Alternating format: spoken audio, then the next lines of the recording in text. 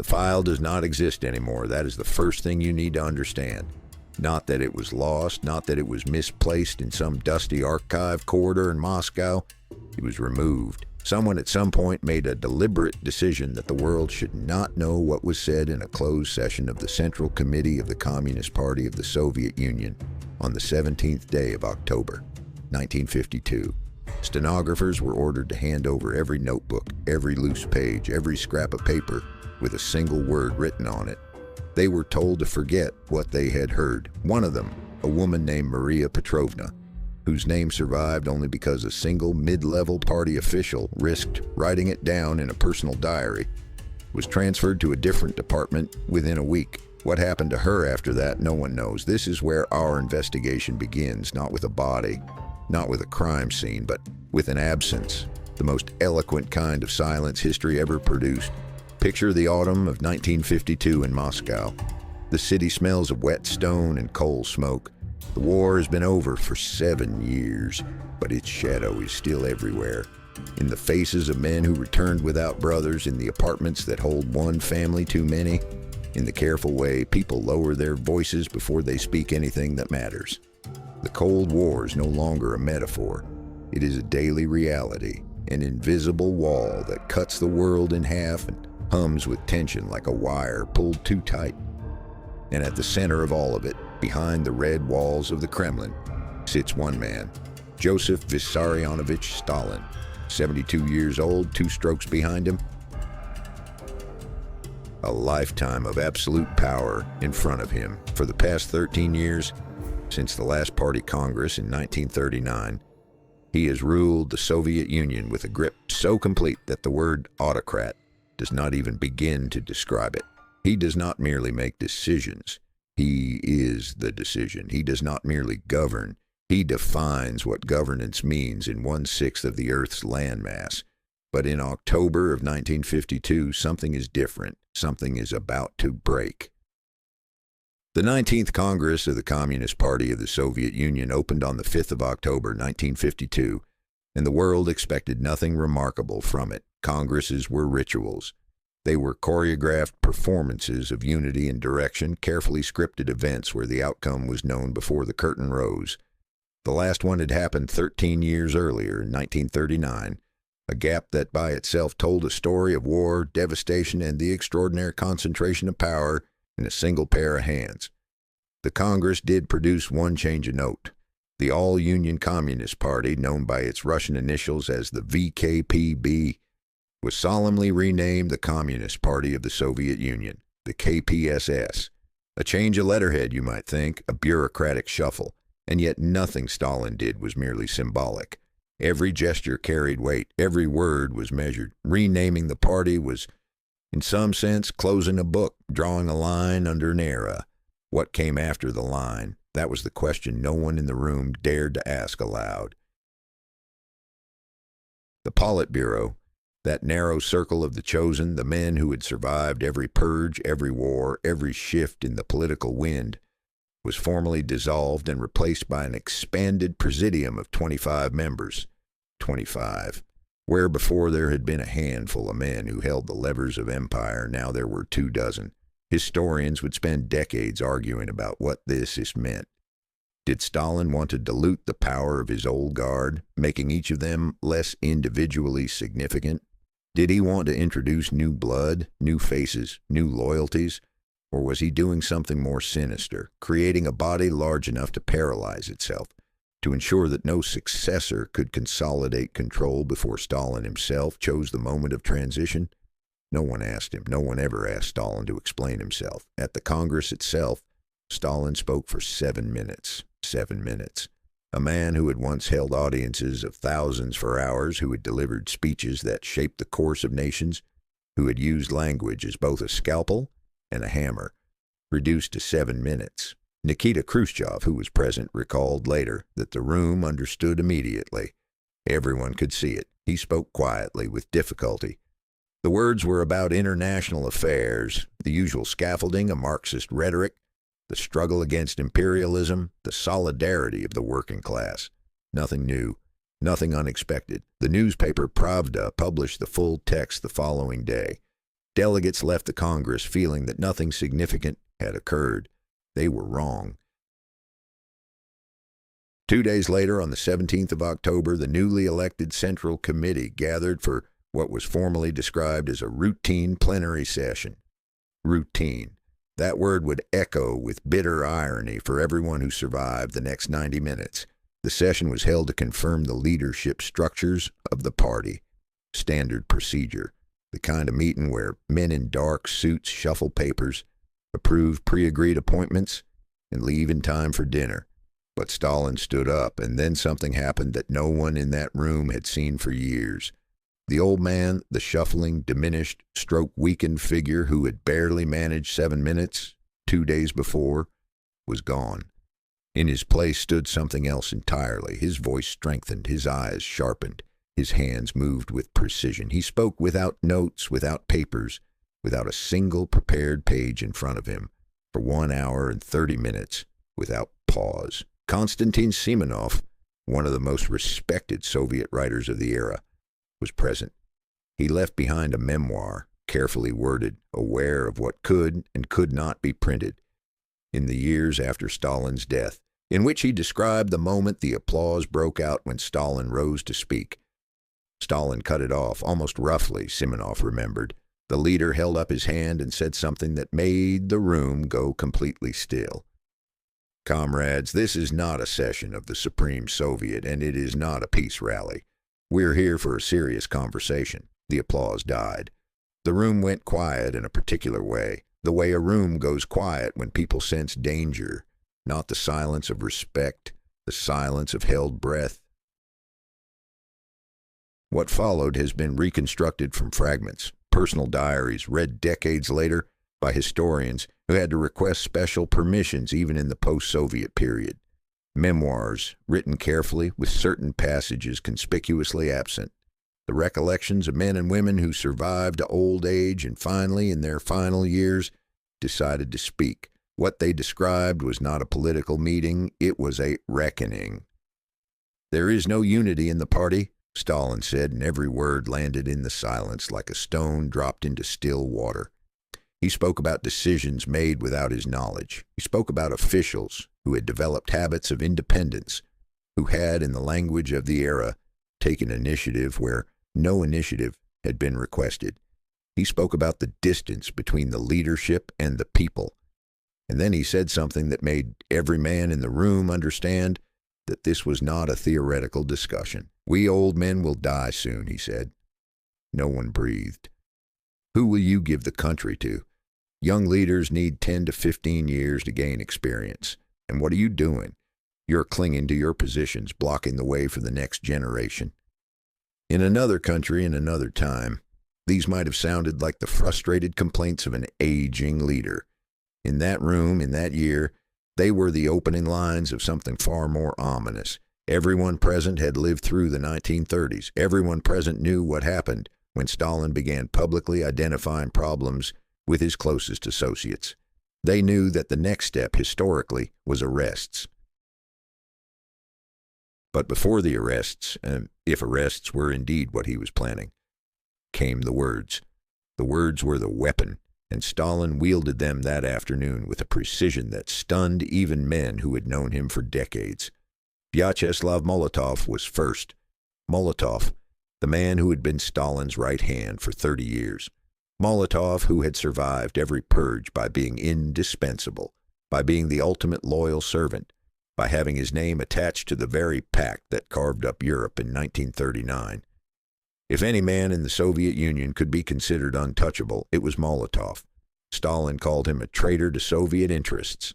The specific charges were delivered with clinical precision. That Molotov, as foreign minister, had agreed to allow the British ambassador to distribute Western newspapers in the Soviet Union. That Molotov had actively supported the creation of the State of Israel, thereby, in Stalin's words, helping establish an outpost of American imperialism on the doorstep of the Arab world. That Molotov had even once suggested the possibility of allowing Jews to settle in Crimea. Crimea soaked in the blood of Soviet soldiers, in Stalin's phrase, land that had been liberated from the fascists at enormous cost. Molotov sat with his head down, Eyewitnesses described his face as gray. His hands were trembling. A man who had not broken during the Great Terror of the 1930s. A man who had signed death lists that included the names of people he had known personally was visibly crumbling under the weight of words. Then came Anastas Mikoyan. Mikoyan was famous in Soviet circles for a dark joke, from Ilyich to Ilyich, meaning from Lenin to Brezhnev, without a heart attack or a stroke. He was the ultimate political survivor, the man who had threaded his way through every faction and every purge through a combination of intelligence, flexibility, and an almost supernatural ability to read the room. That ability failed him on the 17th of October. Stalin accused him of sabotage. In the context of 1952, the word sabotage was not a metaphor. It was a legal category. It was the word that had preceded executions. Everyone in the room knew the name of Mikhail Frumkin, the economist, who had argued, carefully, reasonably, with documented evidence, against certain agricultural policies in the 1930s. Frumkin had been shot in 1938. When Stalin looked at Mikoyan and said, "You remind me of Frumkin," the reference required no explanation.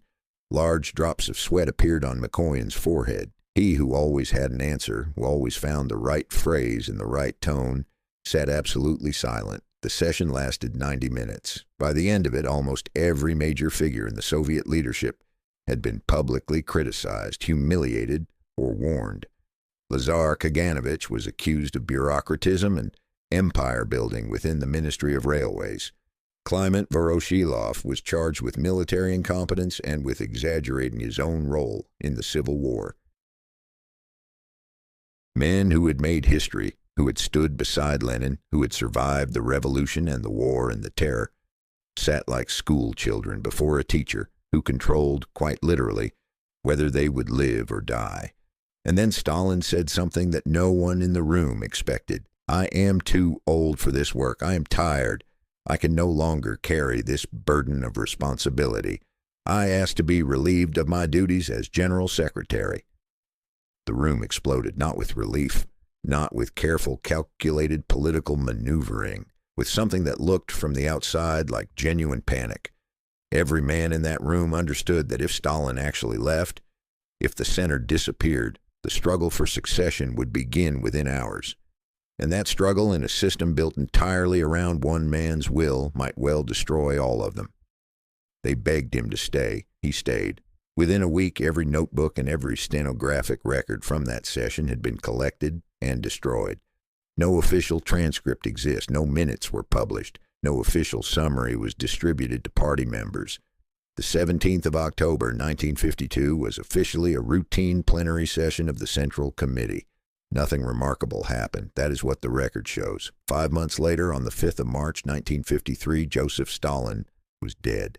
And the questions that room full of frightened, sweating, shaken men had carried out of the Kremlin that October afternoon, the questions about what he was planning, what he had intended, what he had seen and feared and decided, those questions walked out with them into the gray Moscow autumn. They are still walking. Because the file does not exist anymore, and somewhere in the silence where a transcript should be, an entire chapter of history is waiting to be read. There is a particular kind of fear that has no name in English. The Russians have a word for it, strach. But even that does not capture the specific texture of what the men who walked out of the Kremlin on the evening of the 17th of October, 1952, were carrying inside them. It was not the fear of a soldier before battle, clean and clarifying. It was not the fear of a criminal who knows the police are coming, which at least has the dignity of being earned. It was something older and more suffocating. The fear of a man who has done everything right, followed every rule, demonstrated every loyalty, and still finds himself standing at the edge of an abyss, looking down with someone else's hand on his shoulder. One of the regional party secretaries who attended the plenary session, a man whose name appears in a single archived document from the Stavropol Regional Committee, went home that night and said nothing to his wife. She asked him what had happened. She could see from his face that something was wrong. He told her only this: prepare for the worst. That night they began quietly gathering warm clothing, extra boots, preserved food, the things you needed if you were going to be taken somewhere cold. They were preparing for Siberia. This was not hysteria. This was not paranoia. This was institutional memory. These people had lived through the 1930s. They knew how it worked. They knew that public criticism from Stalin was not a warning. It was a prologue.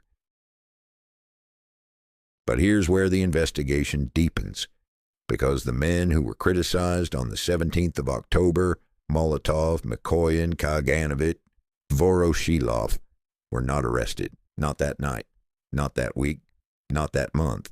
They continued to appear at meetings. They continued to receive correspondence, sign documents, attend functions.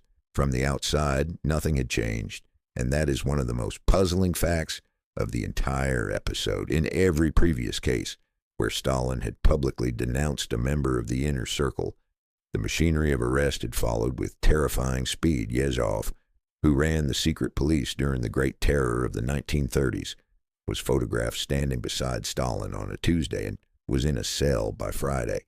Beria's predecessor, Yagoda, was given no warning at all. One day he was one of the most powerful men in the Soviet Union. The next day, he simply ceased to exist as a free man. So why, after the 17th of October, did nothing happen? Three possible answers, each one darker than the last. The first possibility, Stalin was not finished. The plenary session may have been, in the language of Soviet political ritual, the first act of a process that required time. Stalin had always been methodical. He did not strike impulsively.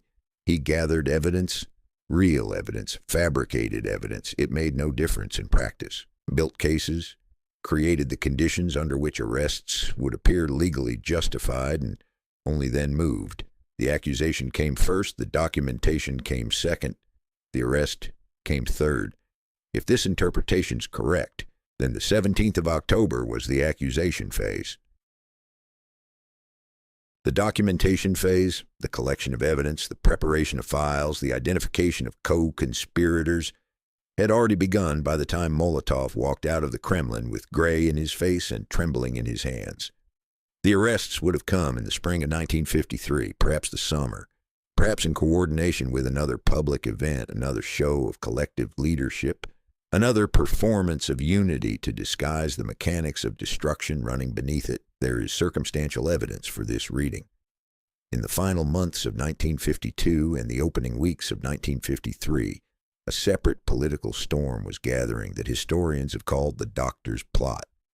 A group of predominantly Jewish physicians who worked in the Kremlin hospital were accused of having deliberately misdiagnosed and mistreated Soviet leaders, causing the deaths of several prominent figures. The accusations were almost certainly fabricated.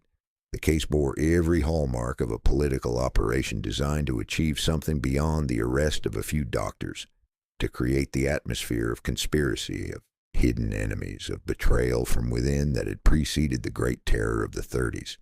Was the Doctor's Plot the second act of the drama that began on the 17th of October? Were Molotov and Mikoyan and the others meant to be connected eventually to the medical conspiracy, perhaps as the hidden architects of a sabotage operation that reached all the way into the Kremlin's own hospital? It would have been elegant in the brutal arithmetic of Soviet political theater, a perfect closing of the circle. Stalin died before the circle could be closed. The second possibility, Stalin was testing them. This interpretation is favored by a different group of historians, and it rests on a close reading of Stalin's psychology rather than his political mechanics. Stalin was, by the testimony of almost everyone who knew him, a man of profound theatrical instinct. He understood power not merely as a set of institutional controls, but as a performance, an ongoing drama in which he was simultaneously the director, the lead actor, and the only member of the audience whose opinion mattered. He had spent decades calibrating the emotional temperature of his inner circle, creating precisely the degree of uncertainty and fear that kept men productive and loyal without tipping them into desperation. A man who is too comfortable becomes ambitious. A man who is too frightened becomes paralyzed or reckless. The optimal emotional state for a subordinate in Stalin's management philosophy was something between the two. Permanent mild terror, leavened with just enough hope to sustain performance. The 17th of October in this reading was not the opening of a criminal prosecution. It was a recalibration. The old guard had grown perhaps too comfortable, too settled in their positions, too confident that their historical role protected them. Stalin shook the foundation, hard enough that they could hear the cracks, not hard enough to bring the structure down. And then he stayed. He accepted their entreaties to remain as general secretary. He returned to his office. And the men he had publicly humiliated went back to their desks and worked harder than they had in years, because they understood viscerally, at the cellular level of survival instinct, that their continued existence was conditional. If this is what happened, then the 17th of October was not a prelude to catastrophe. It was a masterclass in the management of power. And the destruction of the records, the collection of every notebook, the silencing of every stenographer, was not an attempt to hide planning for repression. It was the concealment of technique. Stalin did not want anyone studying his methods too closely. The performance only worked if the audience could not see the stage machinery. The third possibility is the one no one in the Soviet system was ever able to say aloud. What if Stalin was afraid? Not of enemies outside, not of the Americans, not of the British, not of the capitalist world arrayed against socialism. What if, in the autumn of 1952, Joseph Stalin, the man who had remade a country, survived a war that killed 27 million of his own people and outlasted every rival, was afraid of the men sitting in that room with him? Consider what he said. Consider the actual words reconstructed from fragments, from diaries written in the middle of the night, from memoirs composed when their authors were old enough to believe the worst was behind them. We old men will die soon. I'm too old for this work. I'm tired. These are not the words of a man planning a purge. These are the words of a man who sees the end coming and does not know what will happen when he's gone. A man who looks at the faces around him, the men he has worked with, bullied, elevated, and terrorized for 30 years, and sees not loyal subordinates, but successors, rivals, men who are, each in their own way, waiting. Lavrenti Beria, chief of the secret police, a man of terrifying intelligence and absolute ruthlessness, was heard saying after the plenary session, according to the memoir of a KGB general who committed it to paper only in his final years, "The old man has lost his mind. He will destroy all of us." Then he called in his own people and spoke with them behind closed doors for a long time. What did they discuss? The memoir does not say. Perhaps the general did not know. Perhaps he knew and chose not to write it down. Perhaps he wrote it down and someone later removed those pages. Absences again, always absences. On the 1st of March, 1953, 4 months and 12 days after the plenary session, a guard at Stalin's dacha outside Moscow noticed that the light in the leader's private rooms had not changed for an unusual number of hours. The staff had standing orders never to disturb Stalin unless summoned. No one had been summoned. No one entered. Hours passed. Finally, one of the guards went in. Stalin was found on the floor, conscious but unable to speak, unable to move. A massive stroke had destroyed the left side of his brain. He lingered for 4 days, surrounded by doctors who were almost certainly terrified of doing too much and equally terrified of doing too little, navigating the impossible political arithmetic of treating a man whose death might free them and whose survival might destroy them. He died on the 5th of March, 1953 at 9:51 in the evening. Within hours, Beria was on the telephone making calls, moving pieces, securing archives. Within days, the reorganization of power had begun. Within weeks, the doctor's plot, the great conspiracy that had been building toward some unknown catastrophe, was quietly declared a fabrication. The doctors were released. The investigators who had extracted their confessions were themselves arrested. The machine that had been winding up toward something, tightening with terrible purpose through the autumn and winter of 1952, simply stopped, like a clock whose spring had broken, and all the potential energy of whatever had been planned, the purge or the reform or the test or the desperate final act of a frightened old man, dissipated into the March air of Moscow, unrealized, unknowable. The stenographer, Maria Petrovna, who had been transferred to a different department after surrendering her notebooks, disappears from the available records entirely after the spring of 1953.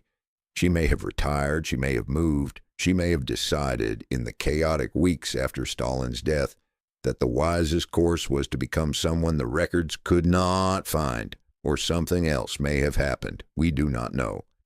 The secretary from Stavropol who told his wife to prepare for the worst kept those warm clothes bundled in the corner of a closet for the rest of his life. He never unpacked them. He never threw them away. When his daughter found them after his death decades later, she did not understand what they were for. He had never explained.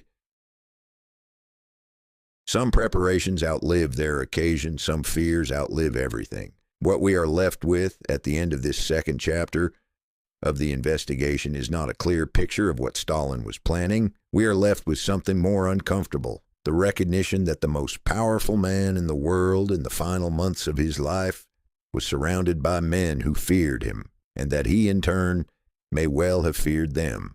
A room full of people watching each other, a room whose transcript no longer exists, a room whose story is still more than 70 years later being pieced together from the scraps that survived, a general's memoir, a secretary's late-night diary, warm clothes folded in a dead man's closet. In the next part of this investigation, we'll follow those scraps further into the question of what happened in the hours and days immediately after Stalin's death and what the men in that room decided to do with everything they knew, because several of them made choices in those days that shaped the next 4 decades of world history. And those choices can only be understood if you know what happened on the 17th of October, 1952, which is precisely why someone made sure no record of it survived. There is a window of 4 days in March of 1953 that history has never fully opened. We know when it begins.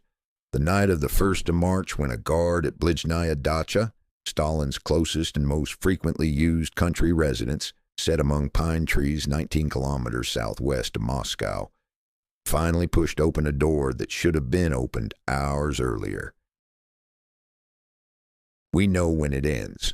The evening of the 5th of March, when the official announcement went out over Soviet radio that Joseph Vissarionovich Stalin, General Secretary of the Communist Party of the Soviet Union, Chairman of the Council of Ministers, Generalissimo of the Soviet Armed Forces, had died at 9:51 in the evening following a cerebral hemorrhage. 4 days, 96 hours. And inside those 96 hours, something happened that determined the shape of the next 4 decades of human civilization. The Cold War, the nuclear standoff, the space race, the fate of hundreds of millions of people across the Soviet bloc and beyond. But to understand those 4 days, you first have to understand what the men who lived through them were carrying. They were carrying the 17th of October. Let us begin with the geography of power. Blizhnaya Dacha was not merely a residence, it was an ecosystem. Stalin had over the years constructed around himself a physical environment that perfectly mirrored the political environment he had built. A place where every person present served a specific function, where every movement was observed, where the center of gravity was a single individual whose moods determined the emotional weather for everyone else in the building. The inner staff knew his habits with the precision of astronomers tracking a celestial body. They knew when he ate, when he slept, when he was likely to call for company, and when silence was required. They knew the particular quality of the lights in his rooms at different hours of the night, which rooms he used for reading, which for listening to gramophone records, which for the long, solitary walks through his own thoughts that sometimes lasted until 3 or 4 in the morning. On the night of the 1st of March, the lights changed in a way that did not fit any known pattern, and no one went in.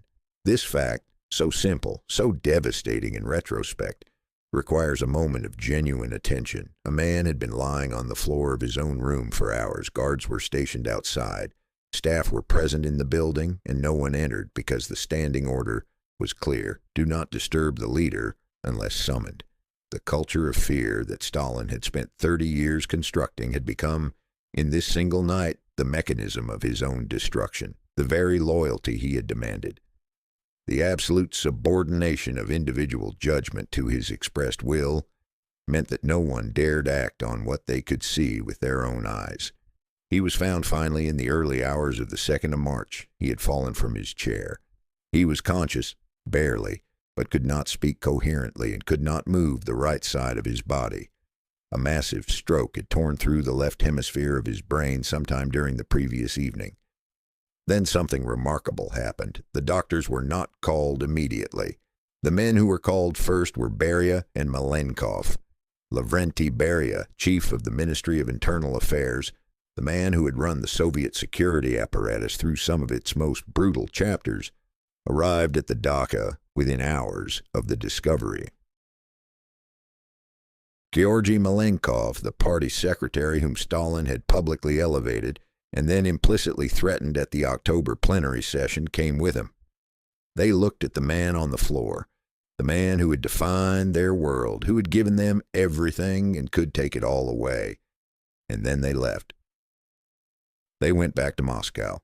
The doctors arrived only hours after Beria and Malenkov had come and gone. By that point, precious time had passed. In the treatment of a massive stroke, time is not merely important. Time is the treatment. Every hour of delay is measured in destroyed tissue, in lost function, in the narrowing window of possible recovery. Whether the delay was accidental, the result of bureaucratic confusion, of the paralysis that gripped everyone in Stalin's orbit when confronted with a crisis of this magnitude, or whether it was something else entirely, is a question that has occupied historians for more than 70 years. It is a question that cannot be answered with certainty, but it is a question that must be asked. Consider the position of Lavrenti Beria in the first hours of March 1953. He was, by any measure, one of the most powerful and most endangered men in the Soviet Union. His power derived entirely from his control of the security apparatus, the network of surveillance, informants, camps, and interrogation facilities that held the country in a permanent state of managed fear. Under Stalin, this power was vast. Without Stalin, it was a weapon without a hand to hold it, potentially lethal to its owner, because the man who controlled the instruments of repression was also inevitably the man everyone else feared, and therefore the man everyone else would move to neutralize the moment the protection of the leader was withdrawn. Beria understood this with perfect clarity. He had spent his entire career inside the machinery of Soviet power, and he knew its logic better than almost anyone alive. He knew that Stalin's death was both an opportunity and a sentence, an opportunity to reshape the system from the inside, to perhaps even humanize it, to ease the terror that had defined it, possibly even to secure his own position through a kind of controlled liberalization that would make him indispensable to whatever came next. And a sentence, because the moment Stalin died, every man who had reason to fear Beria, which included virtually every significant figure in the party leadership, would be looking for a way to remove him. What did Beria think, standing in that dacha room, looking at the broken figure of the man who had been his master for decades? We have one account, a single fragment preserved in the memoir of a general who served in the security services and who was careful enough to survive into old age. The general wrote that Beria, on his return to Moscow in the early hours of the 2nd of March, was in a state he had never seen before. Not grief, not fear. Something the general described, after a long search for the right word, as relief. And then the general wrote, Beria's expression changed because he realized that everyone in the room had seen his expression. And he understood what that meant. The performance had already begun. Over the next 3 days, the men who had sat in that Kremlin room on the 17th of October, the men who had been denounced, humiliated, compared to executed traitors, and left to tremble in their chairs, gathered around the dying body of the man who had done those things to them and made decisions that would define the rest of their lives. Molotov came, the man whose face had gone gray when Stalin called him a traitor to Soviet interests, now sat in the same building as Stalin's diminishing consciousness and said very little. Those who were present described him as composed in a way that seemed, under the circumstances, slightly unnatural. Not cold, the distinction matters, but contained. as though he had already, somewhere in the 4 months since October, made a kind of peace with whatever was coming. Mikoyan came. The survivor, the man who had sweated through his shirt when Stalin invoked the name of a man who had been shot in 1938, now moved through the rooms of the dacha with the quiet efficiency of someone managing a transition rather than mourning a death. He spoke to the doctors. He spoke to the staff. He began almost imperceptibly the process of organizational consolidation that would accelerate dramatically the moment the official announcement was made. Khrushchev came and wept. Of all the senior figures present in those 4 days, Khrushchev's emotional response was the most visibly uncontrolled, and historians have debated ever since whether his tears were genuine. He had been, by his own later account, genuinely terrified of Stalin in the final months, convinced that he was on a list, that his time was coming, that the October plenary session had been the opening move in a process that would eventually reach him. If that fear was real, then his grief at Stalin's bedside was perhaps the most complex emotional experience of his life. The simultaneous relief of the condemned man whose execution has been stayed, and the genuine sorrow of someone mourning a relationship that had defined 40 years of his existence. The doctors worked in a state of barely controlled panic. There were 15 of them present by the 3rd of March, drawn from the top of the Soviet medical establishment. They administered treatments, monitored vital signs, consulted in urgent whispers in the corridors, and they all knew, though no one said it aloud, that they were in a situation with no good outcomes. If Stalin recovered, any doctor who had made a questionable decision during his treatment would face consequences. If Stalin died, any doctor who had failed to save him might face the same. The doctor's plot, that engineered conspiracy that had recently accused Kremlin physicians of deliberately harming Soviet leaders, was still fresh. The men treating Stalin had colleagues in prison. Some of those colleagues had been tortured into confessing to crimes they had not committed. The medical records from those 4 days have survived, and they tell a story of a brain catastrophically damaged by a second massive stroke, of a body shutting down system by system with the methodical finality of a building losing power floor by floor. The doctors could document what was happening. They could not stop it. Stalin died on the 5th of March at 9:51 in the evening.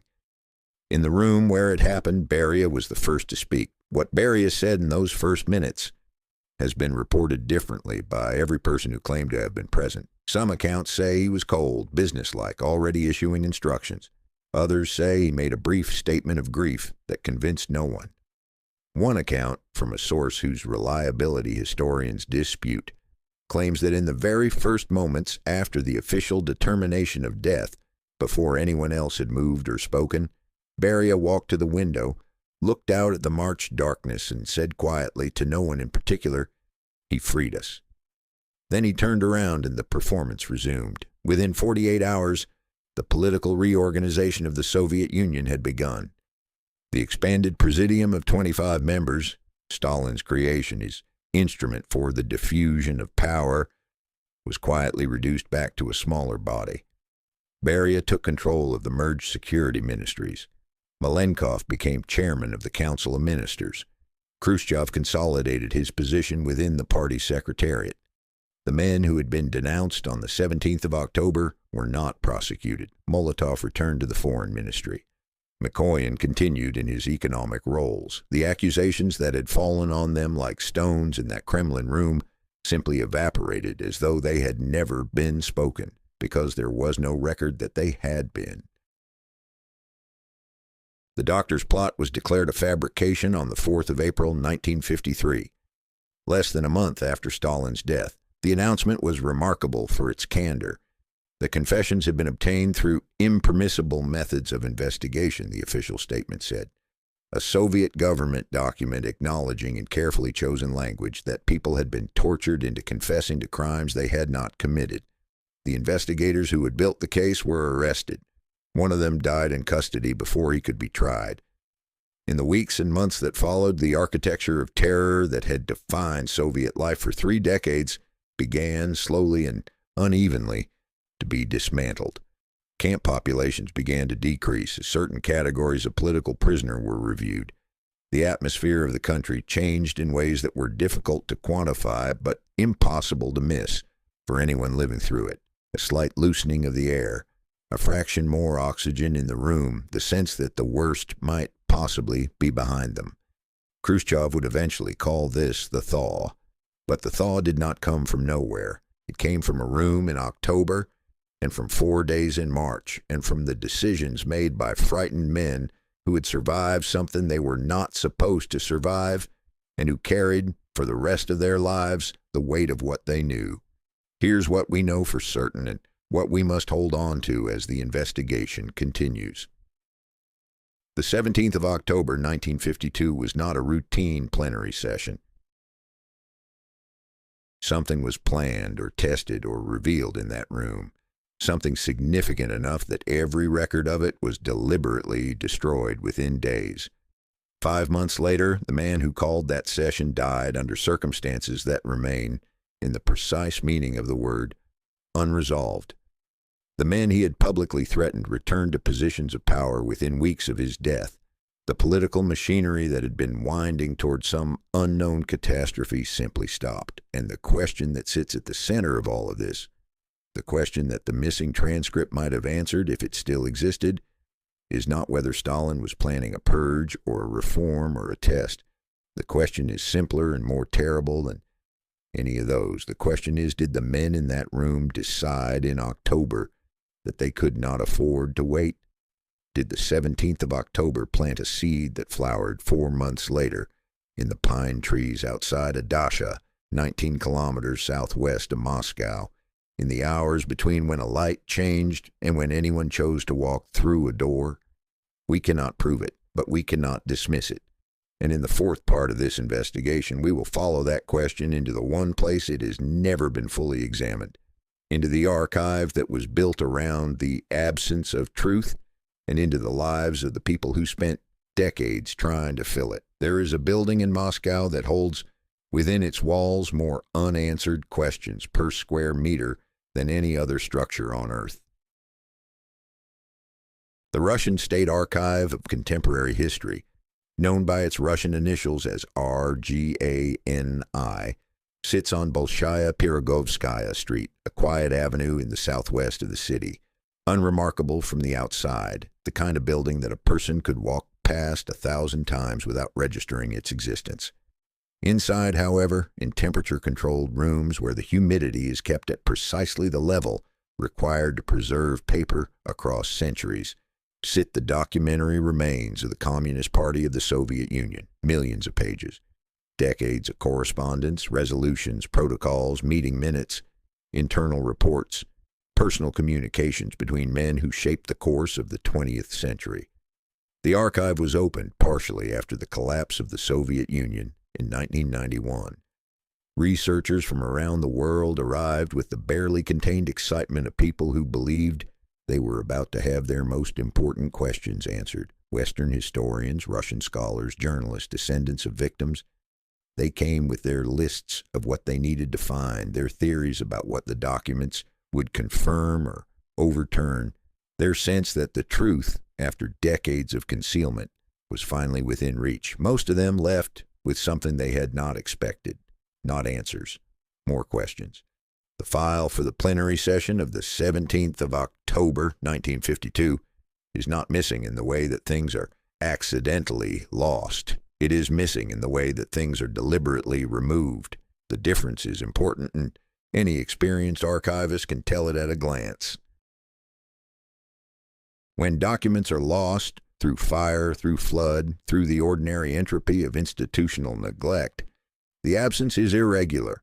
Files are partially preserved, fragments survive in unexpected places, a copy sent to a regional office, a summary included in a separate report, a reference in the minutes of a subsequent meeting. The texture of accidental loss is ragged and inconsistent. The texture of deliberate removal is clean. The file for the 17th of October is clean. There is a folder number. There is a registration entry in the archive catalog, the bureaucratic equivalent of a chalk outline, confirming that something once existed here. But the folder itself contains nothing, not fragments, not partial transcripts, not even a cover sheet with a classification stamp. The folder exists to prove that a file was there. The file is not there. This is not how documents disappear by accident. This is how documents are made to disappear. The first historian to seriously attempt a reconstruction of the October plenary session was a Russian scholar named Yuri Zhukov, who spent the better part of 2 decades working through what remained. Zhukov was not a sensationalist. He was a methodical, careful researcher of the old school, the kind of historian who treats a single dated letter with the same seriousness that a forensic scientist treats physical evidence. He did not come to the archive looking for a conspiracy. He came looking for facts. What he found was a mosaic. Zhukov identified and cross-referenced every document that mentioned the October plenary session indirectly, subsequent meetings that referred back to decisions made in October, correspondence between party officials that contained oblique references to what had been said, personal diary entries from figures who had attended and who had, in the privacy of their own rooms, written down fragments of what they had witnessed. From these fragments, Zhukov assembled something that was not a transcript but was something more valuable in its own way, a map of the event's consequences. By tracing what changed after the 17th of October, what policies shifted, what relationships altered, what men became cautious in ways they had not been cautious before, he was able to work backward toward the shape of what had been said. It was, he wrote in his subsequent book on the subject, like reconstructing a missing painting from the shadows it had cast on the wall behind it. The shadows told him enough to confirm the broad outlines of what the eyewitnesses had recorded in their memoirs. Stalin had spoken for 90 minutes. The old guard had been attacked. The question of succession had been raised. And something had been said, something specific, something that went beyond the denunciations of Molotov and Mikoyan, that had frightened even the most senior people present in a way that went beyond their ordinary baseline fear of Stalin. What that something was, Zhukov could not determine. The shadow did not reach that far.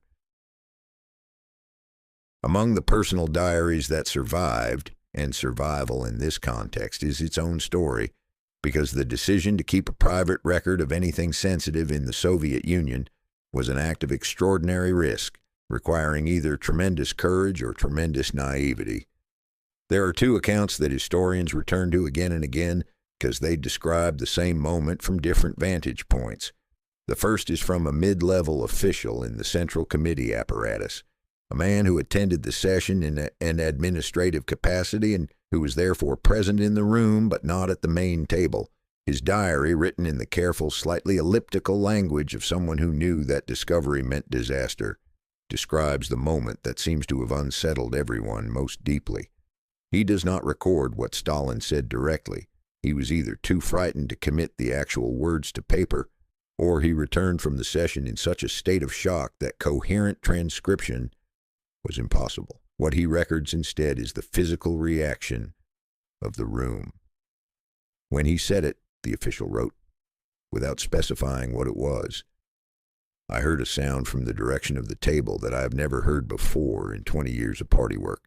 It was not gasping exactly. It was the sound of a large number of people trying not to make any sound at all, and failing. The second account comes from a woman, one of the few women present there in a clerical capacity, whose diary was found by her granddaughter in a trunk in the late 1990s and donated to a small regional archive where it sat uncatalogued for years before a junior researcher stumbled across it. The woman's account is less filtered, more immediate, written the same night in the handwriting of someone whose hand was not entirely steady. She wrote, he told them what he thinks will happen after he's gone. He told them in such a way that it seemed he was telling them something about themselves that they did not know. Some of them looked as though they were hearing a description of their own graves. A description of their own graves. What did he tell them? Here the investigation reaches its most uncertain ground, and honesty requires acknowledging that directly. There are several theories, each supported by partial evidence, none of them conclusive. The first theory holds that Stalin named a successor, not publicly, not in a way that would immediately transfer authority, but in a statement that made clear who he believed should follow him and, by implication, who should not. In this reading, the terror in the room came from the men who heard themselves excluded, who understood that a Stalin endorsement of one man was effectively a Stalin condemnation of everyone else. The expansion of the Presidium to 25 members, which happened at the Congress 2 days before, suddenly looks different in this light, not as a diffusion of power, but as a deliberate oversupply, creating a pool of potential figures from which one could eventually be elevated, while the others quietly disappeared. The second theory is more disturbing. It holds that Stalin did not name a successor, but instead made a statement about the system itself, about what he believed would happen to the Soviet Union after his death if the men currently in charge of it remained in charge. Several historians who have studied the period closely argue that Stalin, whatever his political pathologies, had an accurate and unsentimental understanding of the weaknesses of the structure he had built. He knew that the system depended on his person in ways that made it fragile. He may have known, with the brutal clarity of a man who has spent 50 years acquiring power and understands exactly how it works and how it fails, that what he was leaving behind was not a stable state, but a set of arrangements held together by fear of him specifically, arrangements that would begin to unravel the moment that fear was removed.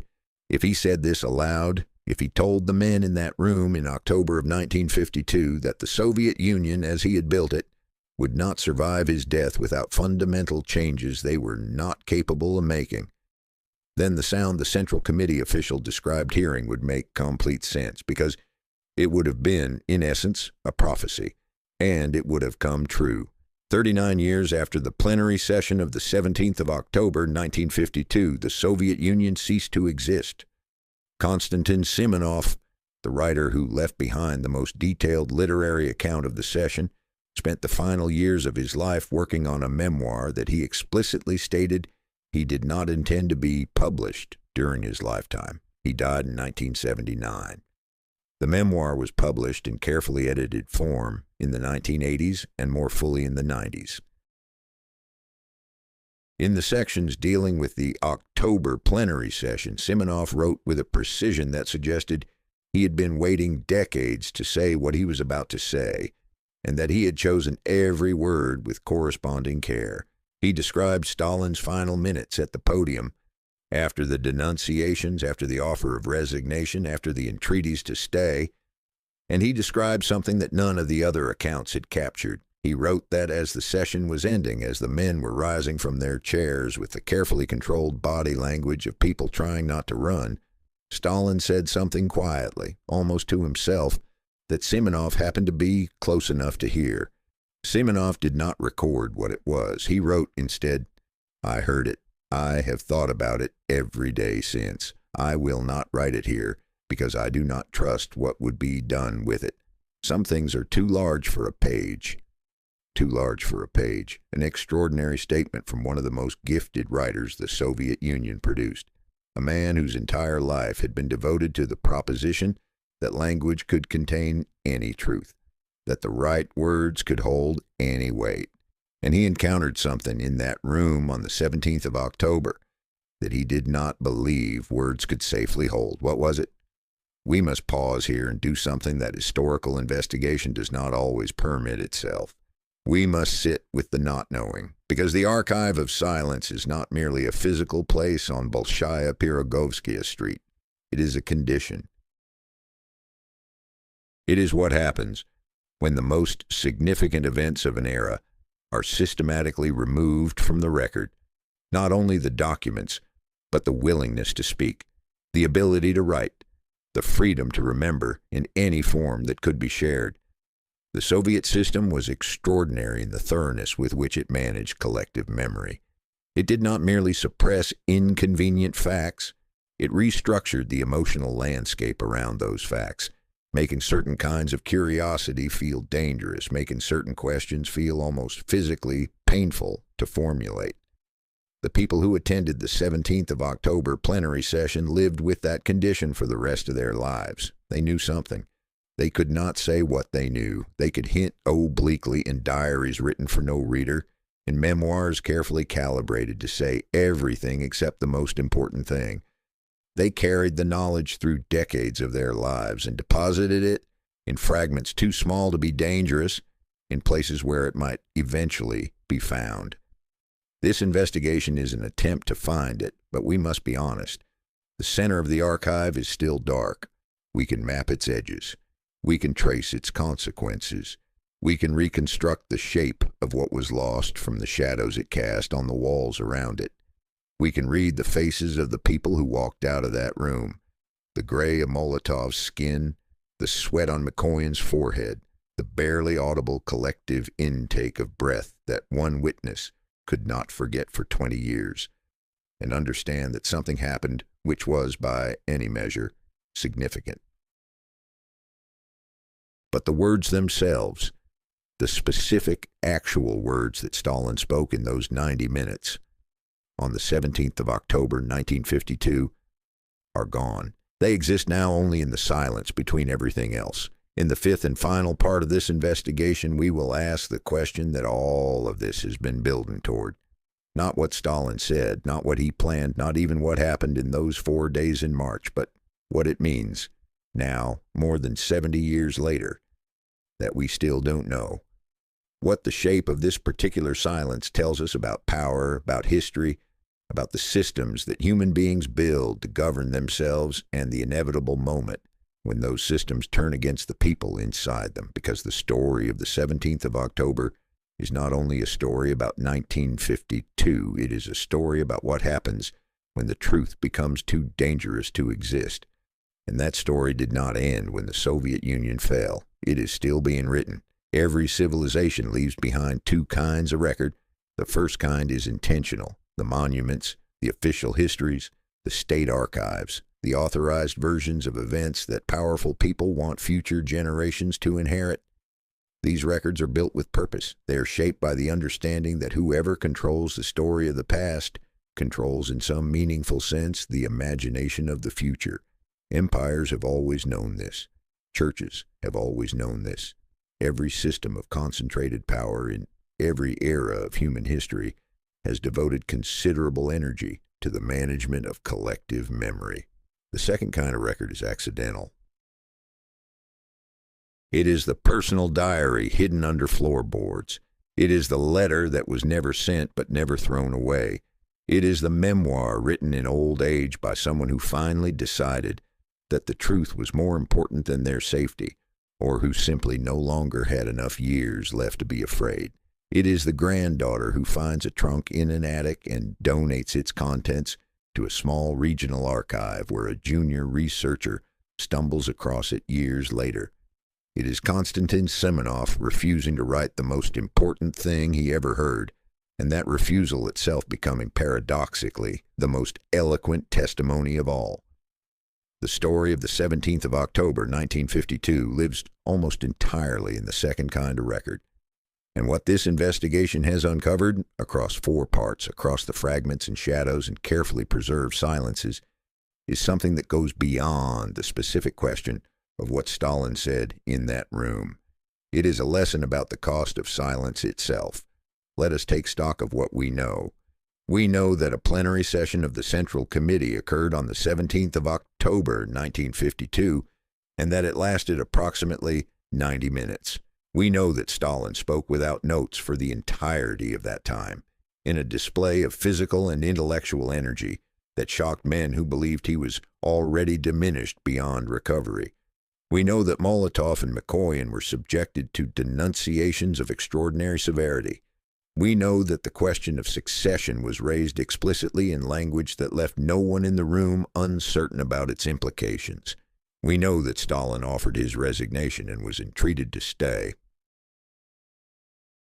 We know that within days of the session, every stenographic record of what had been said was collected and destroyed, and at least one stenographer was transferred to a different position and then disappears from the historical record entirely. We know that 5 months later, Stalin died. We know that the men who had been denounced returned to power within weeks of his death. We know that the political machinery that had been building towards something, a purge, a reform, a reckoning of some kind, simply stopped. And we know that 72 years later, the transcript of that session does not exist. These are the facts. They are not in dispute. They are the bones of the story. But bones, as any forensic investigator will tell you, do not explain themselves. They must be read, interpreted, placed in context. And the context here is so vast, so consequential, so entangled with the history of the entire 20th century, that it is genuinely difficult to know where the story of one room in one building on one October afternoon ends and the story of the modern world begins, because they may be the same story in the decades since the Soviet Union collapsed and the archives were partially opened. A generation of historians has grappled with a problem that has no clean solution. The problem is this: how do you write the history of an event whose central document was deliberately destroyed by the people who had the most to gain from its destruction? The traditional tools of historical scholarship, primary sources, documentary evidence, contemporaneous records, are precisely what is missing. What remains are the tools of a different discipline entirely. Reconstruction from fragments. Reading of indirect evidence, the careful, patient assembly of testimony from people who were present but who spoke in whispers and wrote in code and told the most important truths only to trunks in attics and diaries written for no reader. This is not inferior history. In some ways, it is more honest than the official kind, because it acknowledges what it does not know. It carries its uncertainty openly instead of concealing it behind the authority of stamped documents and official seals. And what it tells us, this incomplete, fragmented, shadow-mapped account of the 17th of October, is something genuinely important. It tells us that the most significant decisions of the Stalin era were made not in the light of policy and procedure, but in the darkness of personal terror. That the men who governed one of the most powerful states in human history made their choices not on the basis of ideology or strategy or even rational self-interest, but on the basis of fear. Fear so total, so structural, so deeply embedded in every interaction they had ever had, that it had become indistinguishable from the air they breathed. And when that fear was suddenly removed, when the source of it stopped breathing on the 5th of March, 1953, they did not know how to govern without it. This is the inheritance that Stalin left, not the industrial capacity, not the nuclear weapons whose testing he had authorized and whose existence transformed the strategic geometry of the entire planet. Not even the ideology, which had by the end of his life become more of a decorative language than a genuine belief system, even for those who used it most frequently. The inheritance was a system that could not reform itself, a system in which the destruction of records was standard procedure, in which the stenographers handed over their notebooks and told themselves it was their duty, in which an entire room full of the most senior officials in the country could sit in silence while a man accused their colleagues of treason, and not one of them spoke up because speaking up was indistinguishable from suicide. Khrushchev understood this, at least partially, when he stood before the 20th Party Congress in February of 1956 and delivered the speech that would become known as the secret speech, his denunciation of Stalin's cult of personality and the crimes committed in its name. The speech was itself, in a sense, a response to the 17th of October, an attempt to say, finally and publicly, some portion of what had been said in that room 4 years earlier and then destroyed. An attempt to open a window in a building that had been sealed for decades. But Khrushchev's speech was also, like everything in that system, incomplete. It acknowledged certain crimes while carefully omitting others. It named certain victims while leaving others unnamed. It drew a line around the unacceptable past that conveniently excluded the specific decisions that Khrushchev himself had participated in. It was truth, but truth shaped by the same forces: self-preservation, political calculation, the management of collective memory, that had shaped every official statement produced by the Soviet system since its founding. The window Khrushchev opened was real, but it was a small window, and it looked out on a courtyard, not the open sky. There is a man, elderly now in his late 80s, who worked as a junior archivist in Moscow in the 1990s during the brief period when the post-Soviet archives were most accessible to outside researchers. He has spoken to several journalists over the years, always without attribution, always careful about the specific details he shares. He worked in the section of the archive that covered the post-war Stalin'S period, and he was present on multiple occasions when Western researchers came looking for documents that, as he knew from the catalog records, had once existed and no longer did. He described what it was like to watch their faces when they understood what they were looking at. The chalk outline, the folder number without a folder, the catalog entry without a document. They would sit very still for a moment, he said, and then they would write something in their notebooks. I never understood what there was to write. The document was not there, but they wrote anyway. I think they were writing about the absence, as if recording that it was missing was itself a kind of evidence. It is. Recording an absence is a form of evidence. It is, in many cases, the most important form, because the shape of what is missing tells you something that the documents themselves might not have revealed so clearly. A perfect, clean, deliberate absence tells you that someone believed the truth was dangerous enough to destroy. And that belief, the belief that a truth, if known, could threaten a system of power, is itself a confession. Someone confessed in October of 1952 to believing that what had been said in that room was too dangerous to exist. The confession is the folder number without a folder. What does this mean for us now, more than 7 decades later? The Soviet Union is gone. The men who sat in that room are dead. The stenographers who surrendered their notebooks are dead. Maria Petrovna, wherever she went, whatever happened to her, is almost certainly dead. The general who wrote in his memoir about Beria's expression in the first minutes after Stalin's death is dead. Even the junior archivist in Moscow, that elderly man in his late 80s, will not be with us much longer. The living chain of witness is almost entirely broken, and yet the questions remain, not as historical curiosities, not as the private obsessions of scholars in temperature-controlled archive rooms, but as genuinely live questions about the nature of power and the cost of its concentration in forms that cannot be questioned, cannot be corrected, cannot be made to account for themselves.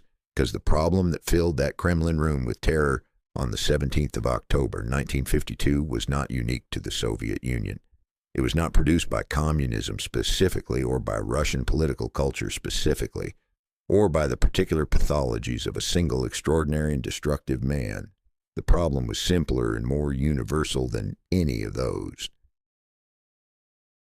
The problem was a system that had made honesty impossible, in a system where telling the truth to power could cost you everything: your position, your freedom, your family's safety, your life. Truth does not disappear. It goes underground. It moves into the diaries written for no reader, the memoirs calibrated to say everything except the most important thing. The trunks in attics, the whispered conversations in corridors. It survives in fragments and shadows.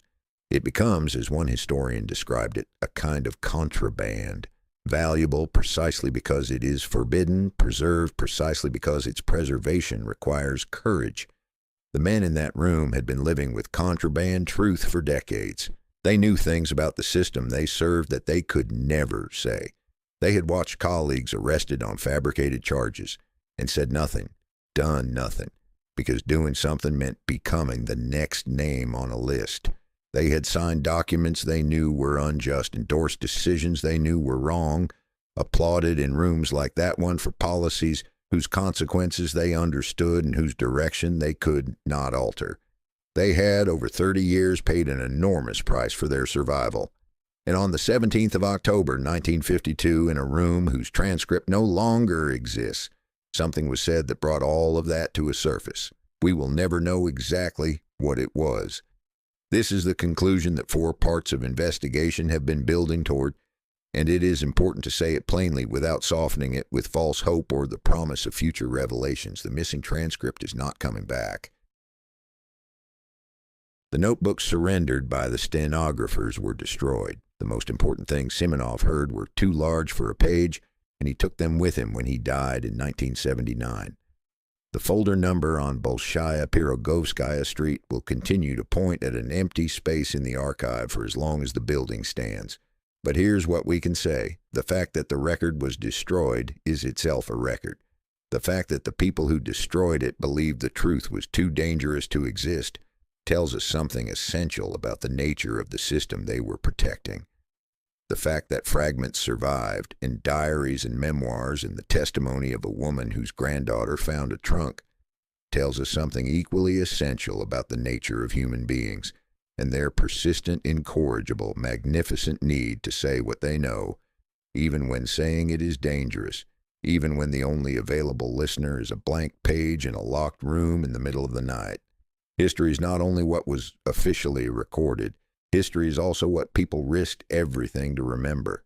The warm clothes folded in the corner of a dead man's closet, the word relief on Berria's face before he understood that everyone had seen it, the sound of a large number of people trying not to make any sound at all and failing, a description of their own graves, too large for a page. These are the fragments we have. They are not nothing. They are, in fact, everything, because they prove that the 17th of October, 1952 was real, that something happened in that room that mattered enough to destroy and mattered enough to remember, that the truth, however incomplete, however fragmented, however surrounded by silence, has a way of surviving the systems built to contain it. The archive of silence is real, but it has cracks. And through the cracks, if you are patient enough and honest enough about what you do and do not know, light comes through. This investigation has followed that light as far as it goes. The rest of the room is still dark, but the darkness is no longer unmarked.